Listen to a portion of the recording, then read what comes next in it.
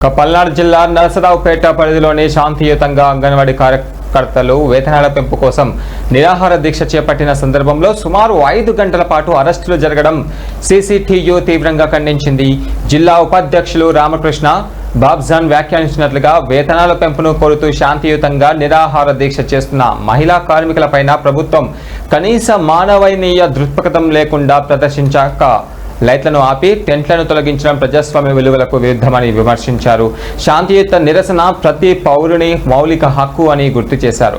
ప్రభుత్వం వెంటనే అంగన్వాడీ కార్యకర్తల న్యాయమైన డిమాండ్లను పరిగణలోకి తీసుకొని ప్రజాస్వామ్య పద్ధతుల్లో పరిష్కారం చూపాలి అని సిఐటియు నేతలు కోరారు.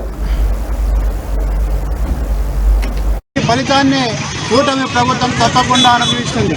ఎందుకంటే గత ఎన్నికల్లో కూటమి ప్రభుత్వము అధికారంలోకి రాకమునకు ప్రచారంలో ఉన్నప్పుడు అంగన్వాడీలో ఆందోళన చేస్తే సాక్షాత్ ప్రస్తుత ముఖ్యమంత్రి చంద్రబాబు నాయుడు గారు అక్కడ వచ్చి జగన్ ప్రభుత్వము మీ పైన ఎస్మా ప్రయోగిస్తుంది, మీ ఉద్యోగాలు తీసేస్తారంట, మీరేమీ భయపడద్దండి, మీరు గట్టిగా ఉండండి, మీరు మాకు ఓట్లు వేయండి, మేము అధికారంలోకి వచ్చిన తర్వాత మీ కథ చూస్తాం, మిమ్మల్ని జీతాలు పెంచుతామని చెప్పేసి మా కథ ఇప్పుడు చూస్తున్నారు. ఏం చేస్తున్నారంటే అరెస్టులు చేస్తున్నారు. అయ్యా మాకు జీతాలు పెంచండి, దాదాపు 2018. ఈరోజు మేము నిరసన కార్యక్రమం తెలియజేయడం ఏమనగా మా వాళ్ళు విజయవాడలో ధర్నా చేస్తూ ఉన్నారు. ఎవరిని ఇబ్బంది ఏం పెట్టలేదు. మా వాళ్ళు శాంతియుతంగా నిరసన కార్యక్రమం చేస్తూ ఉంటే రాత్రి 4 గంటల మధ్యలో టెంటుల్లోకి వచ్చి పోలీసు వాళ్ళు మితి చేపించి అక్రమ అరెస్టులు చేశారు. అక్రమ అరెస్టులు చేసి మా వాళ్ళని పొద్దున్న తెల్లవారు నుంచి ఇప్పటి వరకు తిప్పుతూనే ఉన్నారు. బస్సులో వాళ్ళ ఆచూకీ కూడా ఎక్కడుందో కూడా మాకు ఇంకా తెలియడం లేదు.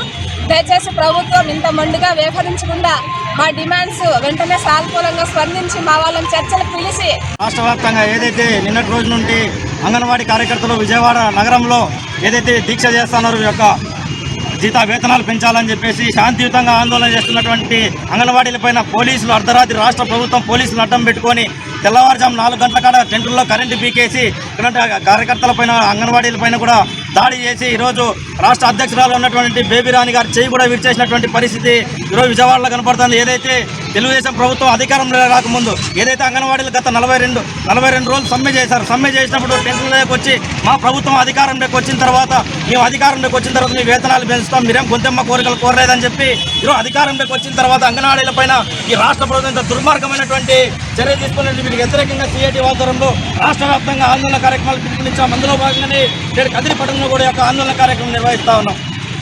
మేము ఖచ్చితంగా పెంచుతాము, పక్షపాతం వాళ్ళు పెంచలేదు జీతాలు అని చెప్పని మా టెంటల్లోకి వచ్చి మా అన్నం పెట్టి మా దగ్గర కూర్చొని అన్నీ చెప్పిన 2 ఏళ్ళ